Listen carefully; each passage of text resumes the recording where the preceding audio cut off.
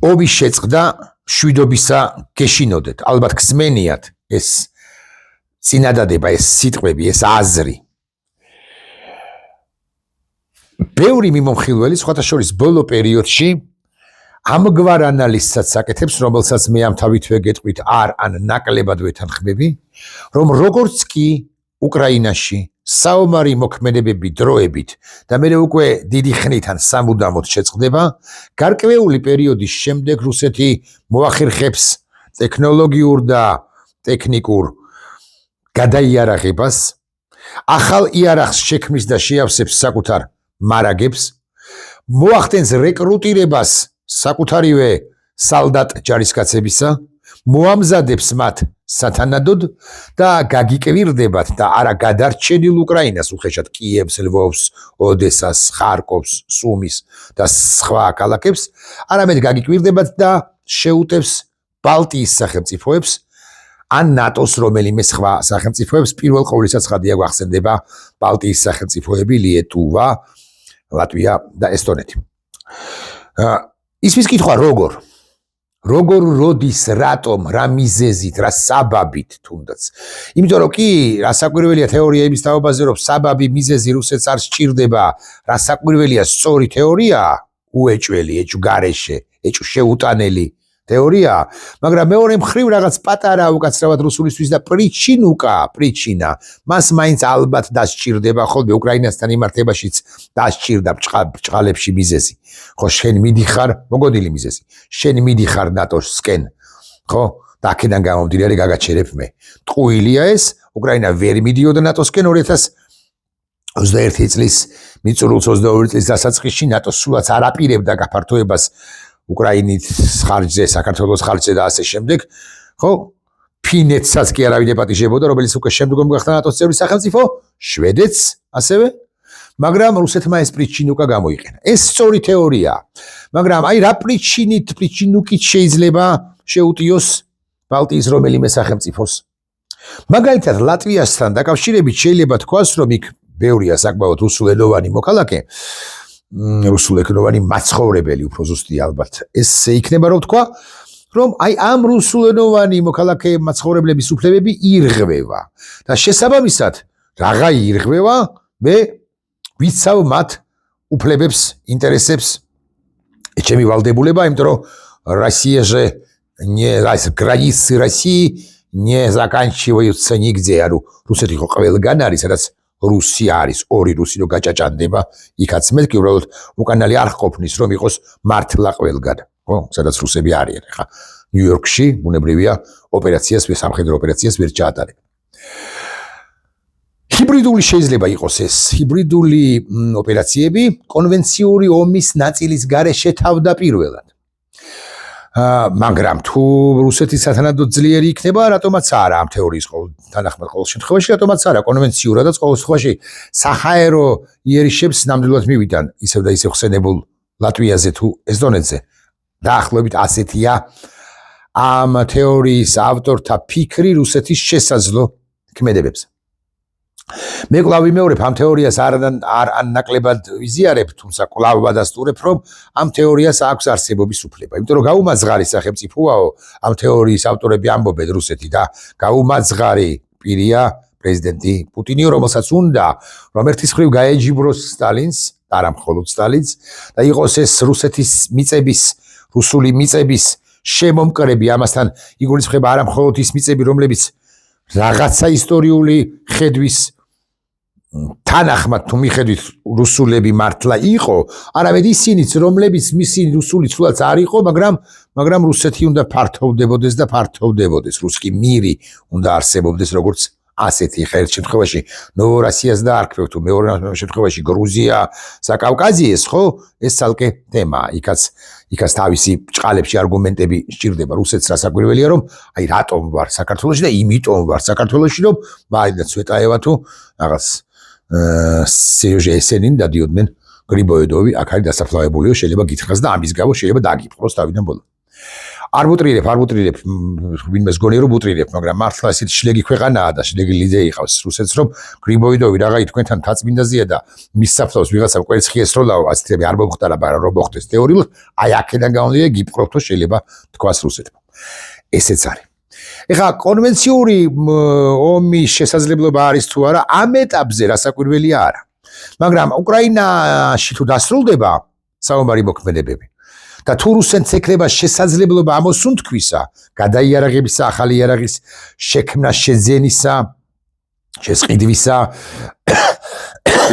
ჯარისკაცთა გადამზადებისა, ახალი შემადგენლობის და პროფესიული არმიის შექმნის, ახალი საზარბაზნე ხორცის მონიშნისა და გადადებისა, რომ ისინი უნდა იყვნენ წინა ხაზზე და იხოცონ და მერე შევიდნენ ეს პროფესიონალი რუსი ოკუპანტები, ამ შემთხვევაში why not? ესე ვიტყვი, უბრალოდ ამ თეორიის ავტორები ამბობენ ამას. აქ კიდევ ერთი მომენტია ძალიან მნიშვნელოვანი და გეოსტრატეგიულ გეოპოლიტიკური უფრო. რუსეთს ძალიან აინტერესებს ნატოს გამოცდა. ნატოს როგორც ერთიანი სივრცის გამოცდა მით უმეტეს აინტერესებს ახლა დღეს და ახლა. მოდი ასე ვიტყვი 2028 წლამდე გამოცდა, ანუ 2028 წლის ნოემბრამდე უფრო ზუსტი რო ვიყო, ვიდრე შეერთებული შტატების 47 პრეზიდენტი არის ოვალურ კაბინეტში. და თუ ოვალური კაბინეტის მასპინძელი როგორც ნატოს წევრი სახელმწიფოს, ნატოს წევრი სახელმწიფოს ლიდერი ნატოს მეხუთე მუხლს არ დაიცავს, ეს საფუძველი იქნება რუსეთისათვის, რომ უკვე შემდგომ კიდევ მეტად შემოარღვიოს და შემოარღვიოს, კიდევ ორჯერ გავიმეორებ, შემოარღვიოს და შემოარღვიოს ნატოს საზღვრები, როგორც ასეთი. აი თუ სადმე აქვს შანსი რუსეთს, რომ ნატოს მეხუთე მუხლი არ იყოს გათვალისწინებულ დაცული, სწორედ 2025-დან 28 წლამდეა და 25-ში რომ დასრულდეს ომი, 1-2 წელიწადი ნახევარი მაინც 27 წლის აპრილ-მაისამდე რუსეთს ამ გადაიარაღებისთვის დასჭირდება და აპრილ-მაისიდან ლატვიას რომ დაარტყას მეორე მხრივ ამ თეორიის თანახმად, ამ თეორიას თუ ავყვებით, რატომაც არა. კვლავ ვიმეორებ იმ არგუმენტაციით, ბჭყალებში, იმ საბაბუკით. ბჭყალებში, რომ ლატვიაში ვიზიტელი ირღვევა რუსულენოვანი მოქალაქეების მოსახლეების უფლებები. ეხლა მე რატომ ვეწინააღმდეგები, რატომ არ ვიზიარებ ამ თეორიას, ამას ოდნავ მოგვიანებით ერთ-ერთ წუთში გეტყვით, მაგრამ მანამდე განვაგრძობ.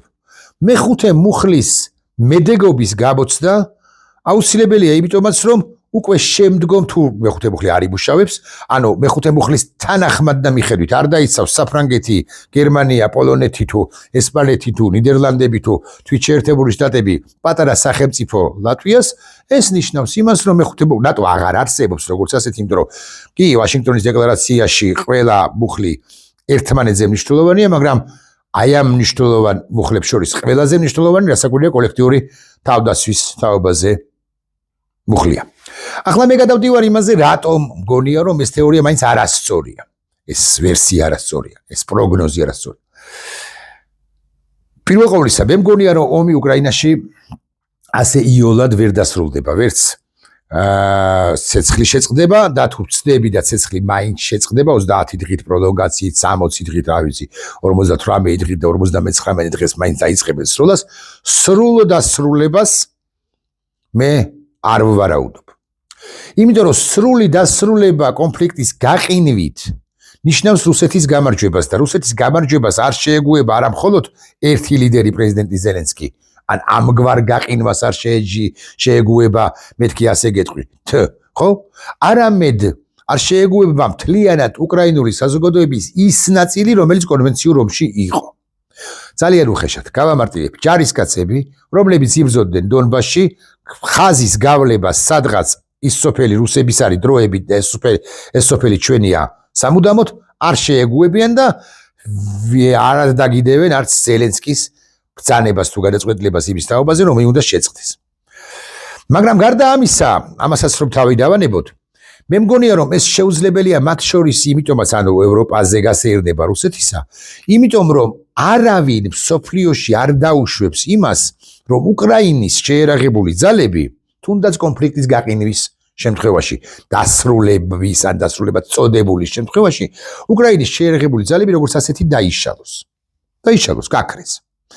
იმიტომ რომ უკრაინის შეერაღებული ძალები გაგიკვირდებათ და არათუ ბელგიის, ბულგარეთის, ჰოლანდიის, შვედეთის, ფინეთის, ნორვეგიის, დანიის, პოლონეთისაც კი, გერმანიისაც კი, ხო? არამედ უკლებლივ საფრანგეთისაც კი. მოკლედ, ევროპაში ჩემი მოსაზრებით ვერც ვერავინ გაეჯიბრება უკრაინის შეერაღებულ ძალებს მომზადებასა და ცოდნაში და სიძლიერეში. და თუ ვინმე გაეჯიბრება, ეს შეიძლება არაკონტინენტური ევროპიდან იყოს ბრიტანეთის შეერაღებული ძალები 100,000 შემადგენლობით მაქსიმუმ, ფრანგები, გერმანელები, ოკეი, მეტი არც არავინ. შეერთებულ შტატების სხვა ვლაპარაკობ, ის შეუდარებლად ძლიერი სახელმწიფოა. ნატოს წევრი სახელმწიფოებიდან ცხადია თურქეთი. კიდევ. დანარჩენ უკლებლივ ყველას ჯარს ერთად აღებულს თუ ცალსალკე უკრაინის შეერაღებული ძალები პირდაპირ მნიშვნელობით არ გაიგოთ. ცხადია დაამარცხებს სჯაბნის. ხო და აი ამ შეერაღებულ ძალებს ვინ დაშლის? ეხლა მე გეკითხებით თქვენ. ვინ დაშლის? ან ვინ აღარ შეაიარაღებს უკრაინას უკვე ომის ეგრეთ წოდებული დასრულების, შეჩერება, დასრულება, მოგვარება, გაყინვა, გამოყინვა რაღაცეების შემდეგ ცხადია არავინ. პირიქით, ევროპა ამბობს და ამერიკას პრინციპში უკვე ამბობს, ან მოდი ასე ვიტყვი, იტყვის, რომ შეიარაღებული ძალები უკრაინას უნდა ჰყავდეს და რატომაც არა ეს უნდა იყოს ევროპის შეიარაღებული ძალების სისტემაში მოქცეული შეიარაღებული ქვედანაყოფი თუ ჯარი თუ არმია, რომელიც დაიცავს არა მხოლოდ უკრაინის გადარჩენილ ნაწილს, კიევს, ლვოვს, ხარკივს, სხვა ქალაქებს, არამედ საჭიროების შემთხვევაში შეეხიდება ნატოსაც კი, ნატოს წევრ სახელმწიფოებსაც კი თავდაცვაში. და ხო და აქვე დავახსენო, რატომაც არა. თუ ლიეტუვას ვერ წარმოთქვამ ხოლმე ამ ახალ სახელწოდება ტოპონიმიკას, ამ სახელმწიფოს ლიტვას, ჩემეული გააზრებით, ხო? გავამარტივებ. თუ ლიტვას დასჭირდება უკრაინელთა შეხიდება, თუნდაც არა ნატოს წევრი სახელმწიფო უკრაინის და მისი შეერაღებული ძალების შეხიდება. იმ შემთხვევაშიც კი თუ ნატოს მეხუთე მუხლილს ქოლგას არ გადააფარებს ჰოლანდია და ნატოს რომელიმე სახელმწიფო, მათ შორის უგუანების ყავთ ნატოში განა არა, უკრაინა რატო არ დაეხმარება ლიეტუვას, როგორ გონიათ? შეიარაღებული ძალებით მეთქი, ასე გეტყვით. დიახ, ლიეტუვას არ ვახსენებ ესე შემთხვევით, იმიტომ რომ ერთ-ერთი თეორიის თანახმად რუსეთს სურს გაჭრას სახმელეთო კორიდორი კალინინგრადის მისგან მოწყვეტილ ოლქში. და თუ ეს თეორია თანახმა, იქ არის ბელორუსი, იქ არის ლიეტუვა, მან უნდა რუსეთმა უნდა გაიაროს ლიეტუვის გარკვეული არც თუ დიდი, მცირე, მაგრამ მონაკვეთი და აი ახლა შეხვიდე ლიეტუვის თუნდაც მცირე მონაკვეთზე ეს კონვენციურ ომს ნიშნავს. რა საკვირველი არაკონვენციურად, ანუ ჰიბრიდული ომის სხვა ნაწილებით, რუსეთი გამოიყენებს საინფორმაციო პროპაგანდას, პროპაგანდისტულ ელემენტებს, ფსიქოლოგიურ ზეწოლას, ეკონომიკურ ბერკეტებს, ასე შემდეგ და ასე შემდეგ და ასე შემდეგ, რომ გატეხოს, მოდრიკოს, რაღაცა ბალტიის სახელმწიფოებზე ვლაპარაკობთ, ესტონური, ლიტვური და ლატვიური საზოგადოებები, სადღაც ეს შედარებით იოლია, ალბათ, შედარებით იოლია, თუმცა არა მთლად იული, სადღაც უფრო რთულია იქნება და ასე შემდეგ. მაგრამ რუსეთს ეს ჩანაფიქრი კი შესაძლოა მართლაც ჰქონდეს, მეთქი, აკი გითხარით, მათ შორის მეხუთე მუხლის მედეგობის გამოცდა. ეხლა საქართველოსაც თქვათ ორი სიტყვა. ბიზნეს ივანიშვილი დღენია და ამბობს იმას, სულ ამბობს თავადაც და თქმევინებს სხვასაც, რომ იცით რა არის, ჩვენი ამგვარი რუსული სიტყვა წინადადება ნიჟე ტრავიც იშევა წყალზე უჩუმრად და ბალახზე დაბლა მოძრაობა, ანუ უჩუმარობა, ეს არის ჩვენი გადარჩენის საწინდარი, რაც არსებით იტყუილია. პირველი ყოვლისა შიში ვერ იხსნის სიკვდილსა ცუდია დაღრეჯილობა. მეორე სიკვდილამდე რასაკვირველია 1000 წლეულებია, პლანეტა რო გაქრება, საქართველოს მაშინ გაქრება და არა უადრეს. და მესამე, აი ესე ჩუმჩუმად უჩუმარად მოძრაობა ავტომატურად ნიშნავს შენს დასუსტებას და ზოგადად ყველა სახელმწიფო, ყველა აგრესორის სახელმწიფო უტევს როგორც წესი იმ სახელმწიფოს, რომელიც არის იმ ქვეყანას, იმ სივრცეს, რომელიც არის სუსტი და უძლურებული, ხო? უძლური. რა ვიცი. კიდურებ მოტეხილი თუ თავში ტვინ გამოცლილი. ხო და ხეიბარს ვის როცა უტევს, ხეიბარს ადვილად შესანსლავს ხოლმე ყველა ძლიერი ცხოველი, ყველა ძლიერი სახელმწიფოც. აქედან გამომდინარე ბიზნესეული ეს გაგება, ეს მიდგომა არის არასწორი, მაგრამ გარდა ამისა, შიში ვერ იხსნის სიკვდილსა, სუდია დაღრეჯილობა ამ შემთხვევაში ბიზნეს პოლიტიკურ სიკვდილს გულისხმობ მას შესაძლოა მართლაც ეშინოდეს რომ მას დააყირავებენ და რომ ეშინია ეს რა არ დააყირავებენ. მეორე მხრივ, ეს უჩუმარი პოლიტიკა ნიშნავს იმას და უჩუმარი და ამასთან დასავლეთის მაგინებელი პოლიტიკა ნიშნავს იმას, რომ შენ ხდები აბსოლუტურად დაუცველი რუსეთის წინაშე, იმ შემთხვევაში თუ რუსეთი შენს მიმართაც, ან შენი მიმართულებითაც გააქტიურდება 26-27 წლებში. გააქტიურდება თუ არა? აი ეს არის ძალიან საინტერესო კითხვა ბეოცნების, ქართული ოცნების მომხრე თუ პოლიტიკური ხელმძღვანელობის, პოლიტიკური ბანდის წარმომადგენლები გვეტყვიან, რომ საბაბი მას არ აქვს, მაგრამ მე კი გითხარით, რომ საბაბი საბაბუკა მას არ სჭირდება თავისუფალ საზოგადოებაში თუ დემოკრატიული თავისუფალი საზოგადოება ნებისმიერ ადამიანს აქვს ნებისმიერი ქმედების ჩადენის შესაძლებლობა და უფლება. სხვა საქმეა რომ რაღაცა დასჯადია და რაღაცა არა, მაგრამ მაინც და თუ ადამიანი წავა არა სისხლის სამართლ, არა მაინც და მაინც სისხლის სამართლის დანაშაულზე, მაგრამ აი გააპროტესტებს ერთხელ და იტყვის რომ დალოი რასიუ ხოზირს რუსეთის დამპალი იმპერია, ესეც კი თუ თავისუფალ საზოგადოებაში ცხოვრობთ, ამის თქმის უფლებაც აქვს. ხადია რიგით მოქალაქეს ქართველს, საქართველოს მოქალაქეს, აი ესეც კი შეიძლება გახდეს საფუძველუკა რუსეთის ინტერვენციისა. და უკვე როცა ინტერვენცია მოხდება და სუსტი დაუხდები შენ არა მედეგი, სუსტი საზოგადოებაც იქნება არა მედეგი, არამედ სუსტი მოწყვლადიო ეს რო ამბობენ ენჯეოშნიკები, ხო საშიდელი სიტყვაა ჩემი აზრით, მაგრამ არ ვილაპარაკოთ ახლა მასზე, ხო?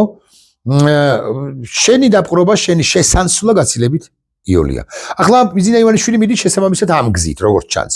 ბევრი სხვა გზითაც მიდის, მაგრამ ეს ერთ-ერთი მიმართულებაა, რომ პლაკატის დამჭერი ან წუხელიძე უკვდავია, ან პლაკატის დამჭერი, ამგვარი პლაკატის დამჭერი საქართველოს რუსეთისაგან თავისუფალი უნდა იყოს, ან რუსეთი ოკუპანტია, ესენი სულ ყველანი უნდა რომ მოაშთოს, მაგრამ რამდენს მოაშთობ?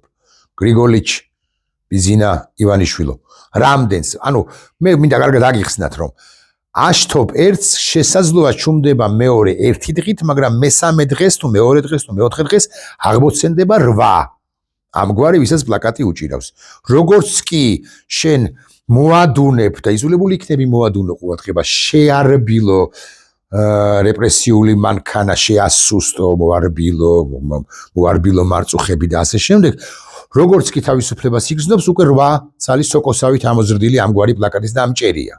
და ანუ სრული აღმოფხრალა, სრული ქართული საზოგადოების ბელარუსულ საზოგადოებად გარდაქმნა, რომლის კრიტიკული ნაწილი, ლუკაშენკოს მიმართ კრიტიკული ნაწილი სამზარეულოებშია შეყუდული და ბუხაეთ ურტყავს არაყს და ჭამს გეახლებათ რუსკი არა, ბელორუსულ რძე პროდუქტს, ის პროდუქტებს და იქ იოხებს გულს, ამგვარი რამ ქართულ საზოგადოებაში უბრალოდ არ გამოვა. ეს მინდა აუხსნა აბასთუმრის უღრანების მინადარს, რო ჭიკჭიკებს თუთიყუშებთან და შღურტულებს შვილიშვილებთან, რაც ძალიან კარგია ცხადია მივესალმოთ მის შვილიშვილებს. ხო, აი ხა ეს აუხსნათ და არ გამოვა ბატონო ჩემო. აქედან გამომდინარე, ყველას ვერ დაიჭერთ. აქედან გამომდინარე პლაკატის დამჭერი წირს რუსეთის დამპალი იმპერია იქნება ყოველთვის. 90-იან წლებშიც იყო, მანამდეც იყო, 2000-იან წლებშიც იყო და ასე ხდა სულ იქნება სანამ არსებობს ეს რუსეთის იმპერია ქართულ საზოგადოებაში. ყოველ შემთხვევაში ამ პლაკატს დაიჭერს ყველა მეორე თქვენივე გვარის წარმომადგენელი, სხვა შვილის ბატონო ივანიშვილმა შემხვდა ერთი ადამიანი, რომელიც ივანიშვილია, გაგიკვირდებათ და აქციაზე შემხვდა. ჭორვილიდან არ არის. აი ამ ნამიოკებს კი მოგცემთ. თუ ეძებოთ. ხო და აი ესეთი და ესეთი ამბავია. ახლა მე ბოლო კითხვას დავსვამ და კვლავ დაუბრუნდები იმ თემას. მას შედის თუ არა რუსეთი ასე მაგალითად ბალტიის სახელმწიფოებში. მე რომ კითხოს ბარემ ამასაც მოვავრგვალებ ხო ამ თემასაც. იმდენად დაუძლურდება რუსეთი მათ შორის ომის შეწყვეტის შემთხვევაშიც კი და სანქციები თუ არ იქნება მოხსნილი და მისი დესანქცირება, დეიზოლაცია არ მოხდება. და ასე შემდეგ რუსეთი ვერ მოახერხებს სამხედრო მრეწველობაზე გადასვლას სამხედრო მრეწველობის ამოქოქვას ისე რომ შეიარაღებული ძალები იყოს მსატყობი სხვა ქვეყნებში ინტერვენციისათვის.